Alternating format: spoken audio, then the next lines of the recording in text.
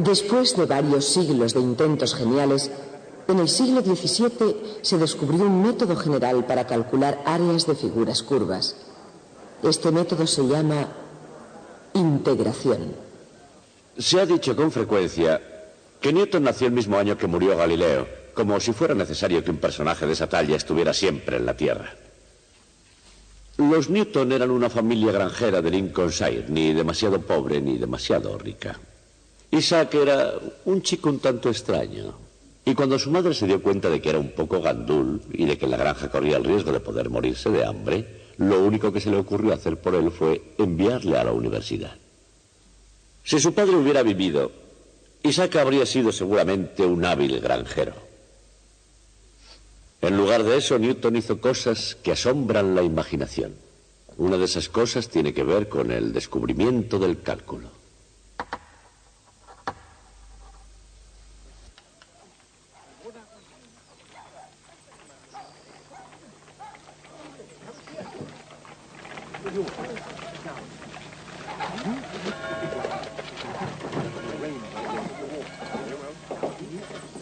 En la segunda mitad del siglo XVII, un excéntrico científico inglés descubrió el cálculo.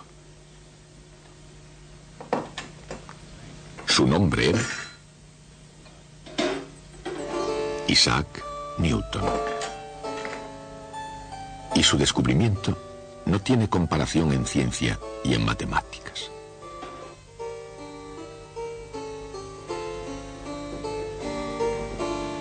Pero el mérito del descubrimiento del cálculo no se puede atribuir solamente a Newton. Lo comparte en justicia con un erudito diplomático de Hannover que era profesor en el Land alemán de la Baja Sajonia en el siglo XVII. Se llamaba Barón Gottfried Wilhelm von Leibniz. Era mundano, extrovertido y se le daban muy bien las mujeres.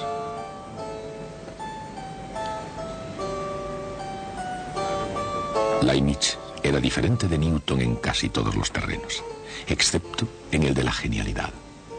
Como Newton, Leibniz fue un matemático prodigioso, pero en cambio, así como el fuerte de Newton era la teoría, Leibniz era más bien de naturaleza práctica.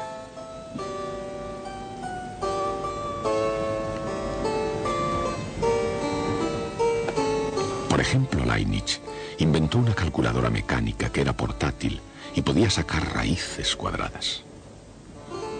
Debido a su invento, se hizo famoso en las cortes europeas y fue invitado a formar parte de la British Royal Society, toda una proeza para un alemán. Pero Wilhelm von Leibniz es recordado por el cálculo, no por su calculadora.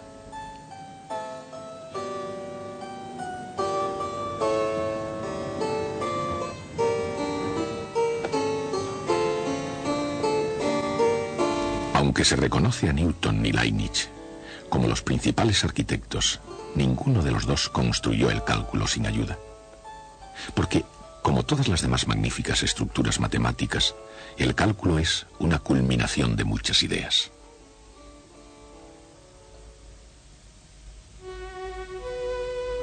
Oresme, Galileo,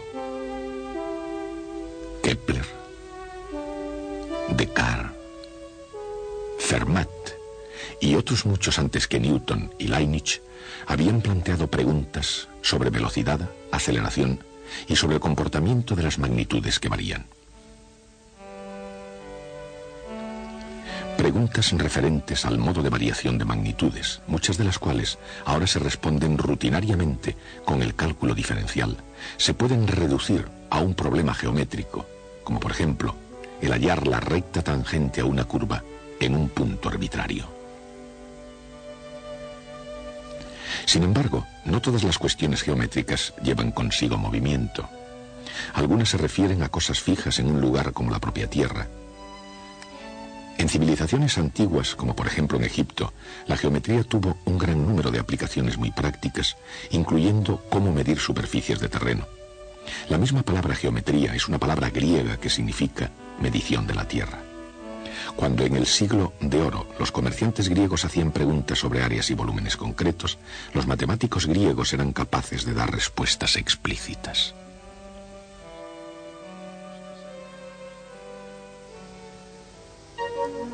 El área de un rectángulo es el producto de su base por su altura. El área de un triángulo es la mitad del área del rectángulo con la misma base y la misma altura. Cualquier figura plana limitada por líneas poligonales se puede descomponer en triángulos y su área es la suma de las áreas de esos triángulos. Pero, ¿cómo se puede hallar el área de una figura curva, de un segmento de parábola o de una figura incluso más exótica? Estas cuestiones matemáticas eran un reto para la mente y el espíritu de los griegos.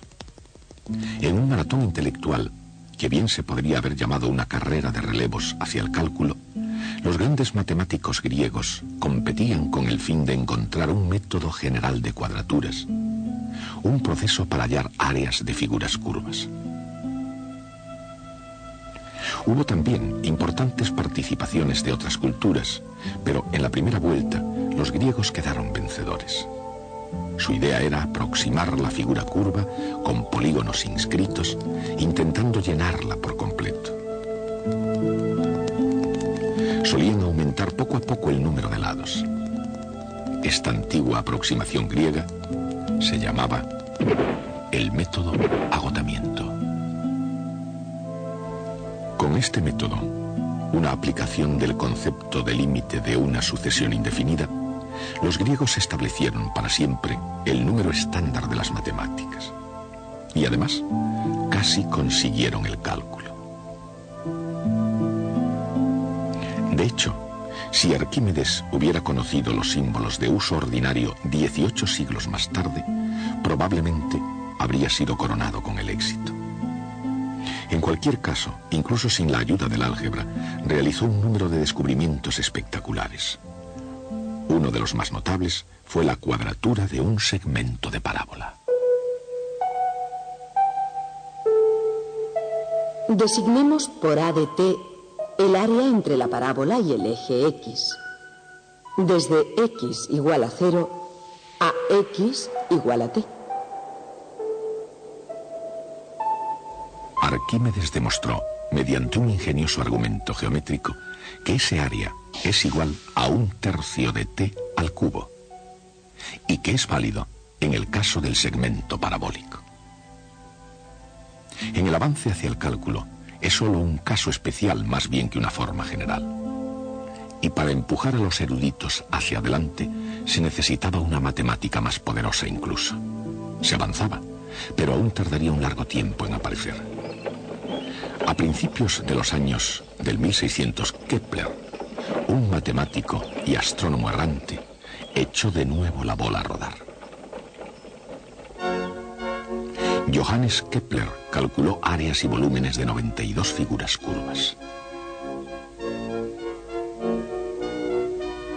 Se acercó al cálculo, pero como los griegos, tampoco pudo encontrar un método general para todas las figuras y funciones. Pero esta vez no se aplazó la competición y dos franceses cogieron la antorcha, Pierre de Fermat y René Descartes. Combinaron álgebra y geometría, que hicieron finalmente posible describir figuras geométricas con ecuaciones algebraicas. En un sistema de coordenadas rectangulares se puede expresar una recta dependiente m mediante la sencilla ecuación algebraica y igual a m por x. Y la ecuación algebraica de un círculo sale directamente del teorema de Pitágoras para triángulos rectángulos.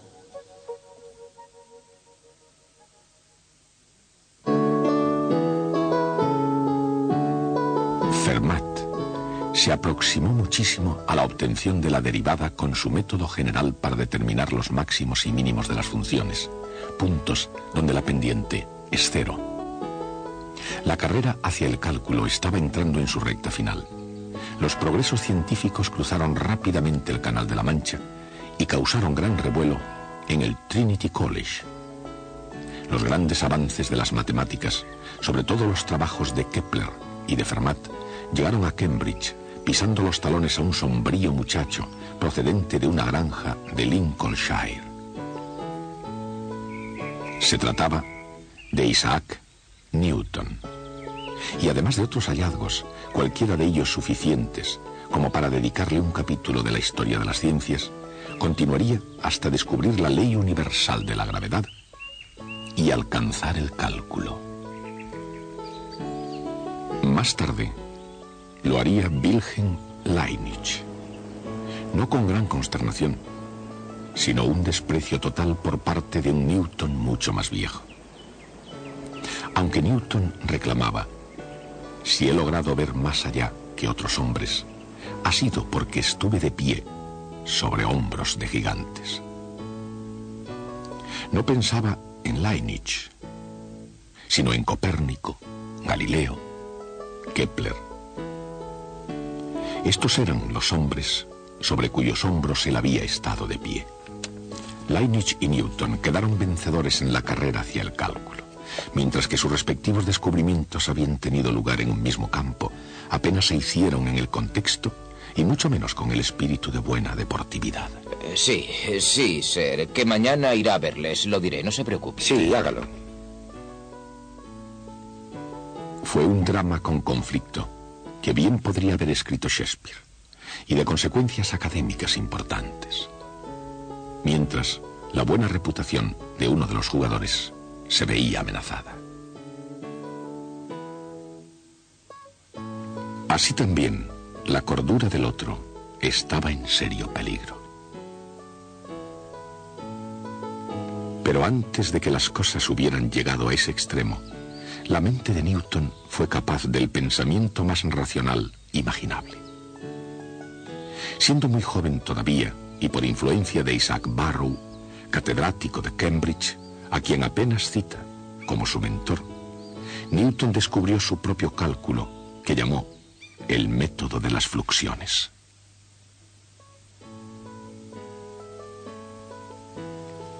Newton vio que el ritmo de cambio de una función da la pendiente de su gráfica, y se dio cuenta de que la pendiente misma genera una nueva magnitud, la fluxión.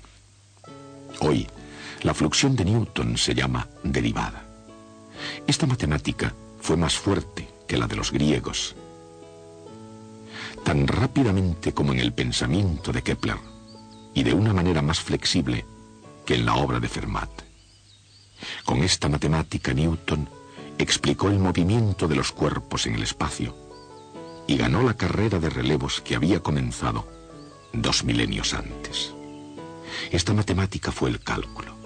Con todo, Newton se guardó su cálculo durante 30 años para sí mismo.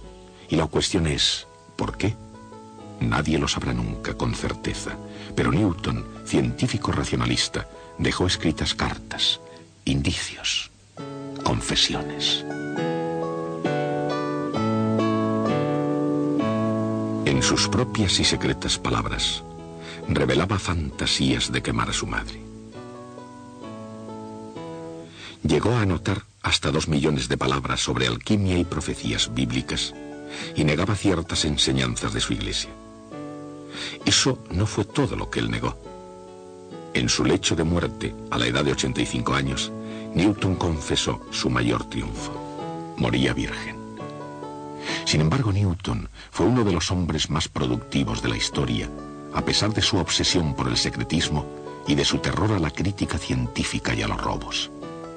En diversas cartas a sus amigos, durante un periodo de 30 años, dejó caer algunos indicios crípticos, demasiados quizá sobre su descubrimiento del cálculo. Por supuesto, Leibniz, como diplomático, estaba relacionado con asuntos secretos, pero eran de otra clase. Mantuvo algún trato con Newton, pero nunca personalmente. Durante años mantuvieron correspondencia, pero nunca llegaron a encontrarse. En una carta, Newton desafió a Leibniz, enviándole un anagrama donde se insinuaban las funciones defluentes y las fluxiones de su método. Y en esta ocasión Newton parece que fue demasiado listo. Porque intrigó a Leibniz, que dominaba la obra previa de Kepler y de Fermat, e inventó su propio cálculo. Quizá no fuera el primero en inventarlo, pero es un hecho que queda manifiesto en el debate que fue el primero en publicarlo. El cálculo de Leibniz era ligeramente diferente al de Newton y en algunos aspectos ligeramente mejor.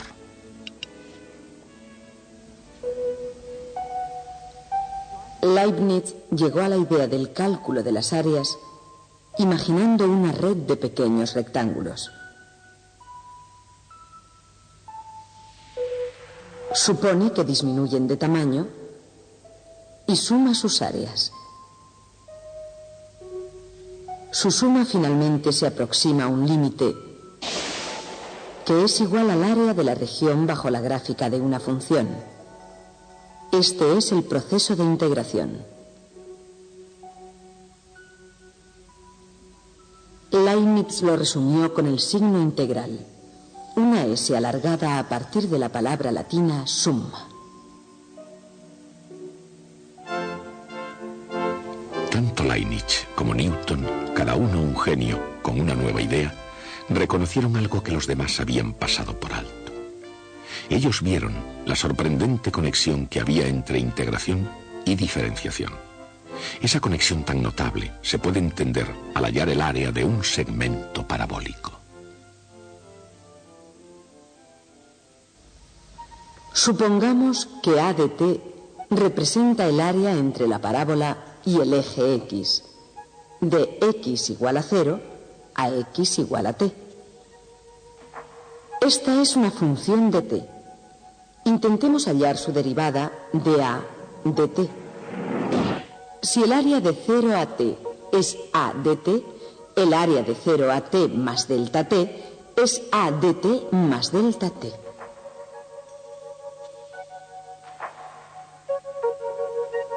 El área de delta A es la misma que la de un rectángulo de base delta t y altura x al cuadrado para ciertos valores de x. Cuando delta t tiende a 0, x al cuadrado se convierte en t al cuadrado. Dicho de otra manera, la derivada de la función área es t al cuadrado. Probando diversas funciones para ver cuál de ellas tiene como derivada t al cuadrado, se nos ocurre finalmente que 1/3 de t al cubo cumple. Y lo mismo 1/3 de t al cubo más una constante, ya que la derivada de una constante es 0.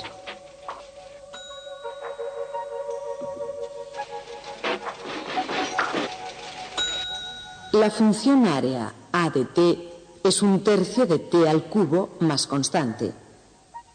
Como el área es 0 cuando t es 0, la constante es también 0. Pues ahí está, la cuadratura de la parábola utilizando los cálculos de Leibniz y Newton. En el lenguaje del cálculo, la integral de x al cuadrado de 0 a t es 1/3 de t al cubo. Arquímedes, por supuesto, ya había calculado esta usando un modo geométrico. Pero el cálculo es superior. El cálculo se aplicó no solo a la parábola, sino también a cualquier curva regular. Resuelve el problema de la cuadratura en general y revela la relación tanto tiempo oculta entre integración y diferenciación. Integración y diferenciación son procesos inversos.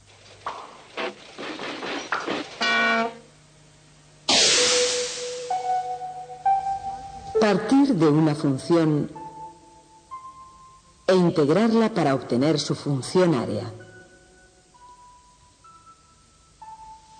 Luego hallar la derivada de la función área.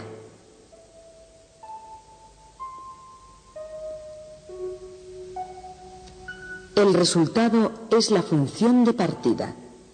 Este fenómeno se llama primer teorema fundamental del cálculo.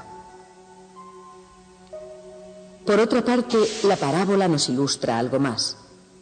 Primero, el área del segmento parabólico fue calculado desde x igual a 0 a x igual a t. Para hallar el área entre dos valores cualesquiera de x, digamos desde x igual a 1 a x igual a 2, simplemente se resta el área de 0 a 2 menos el área de 0 a 1.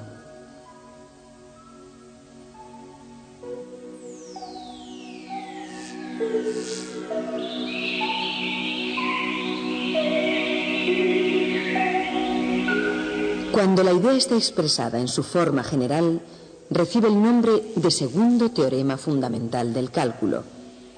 Se enuncia diciendo que una función es igual a la integral de su derivada más constante. Newton y Leibniz se dieron cuenta de que el segundo teorema fundamental, que fue descubierto al resolver el problema geométrico de la cuadratura, también tiene consecuencias importantes en la mecánica de los cuerpos en movimiento. Como la derivada de la velocidad es la aceleración, se puede obtener la velocidad integrando la aceleración.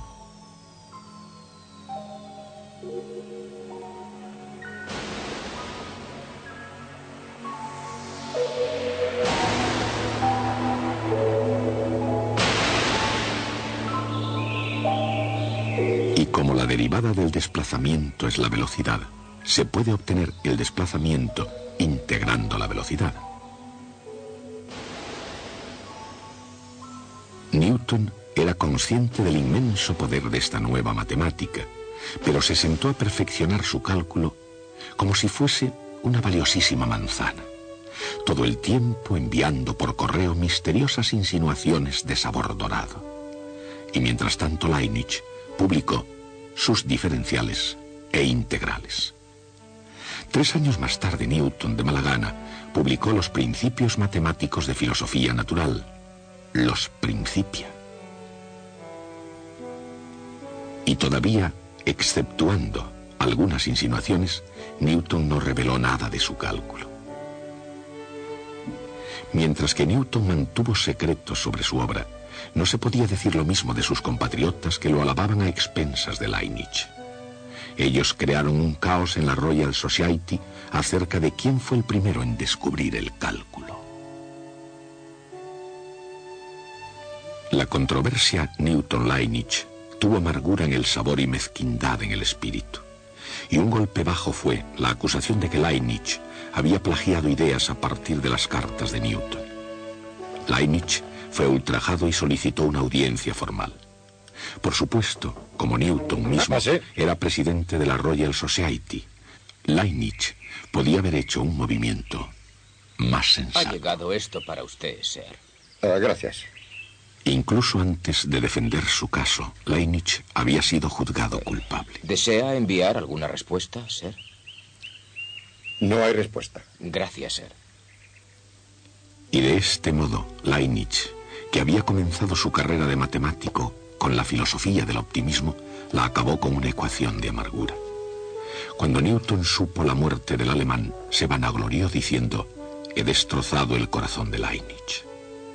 Irónicamente, aunque los fluentes y las fluxiones de Newton dominaron Gran Bretaña durante un siglo más, la notación de Leibniz era mejor y se convirtió en el lenguaje universal de las matemáticas.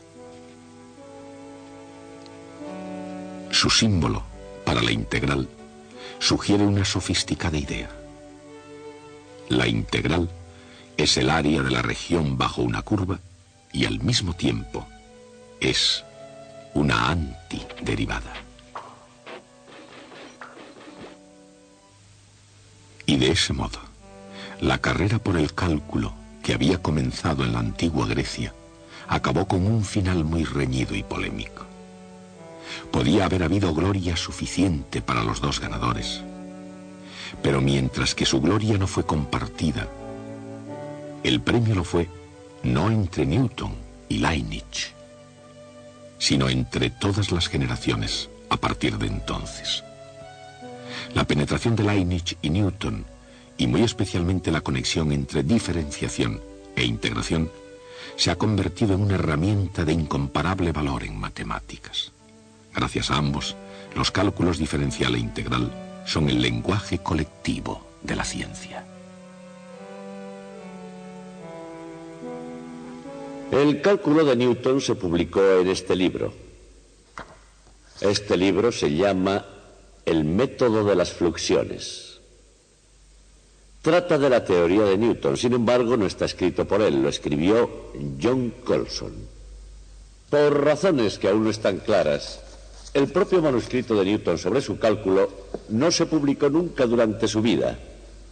Puede ser que el editor fuese un poco lento o simplemente que tuviese problemas para editarlo. A veces pasa eso. El caso es que no salió a la luz hasta 1969. La lucha de Newton con Leibniz sobre la prioridad en el descubrimiento del cálculo no fue la única pelea que tuvo en su vida. Hubo otras muchas. Newton fue un genio, pero no fue un hombre agradable. Una de sus famosas citas fue: si alcanzo a ver tan lejos es porque estoy sobre hombros de gigantes. Quizá fuera así, pero también pisoteó a otra mucha gente. Hasta el próximo día.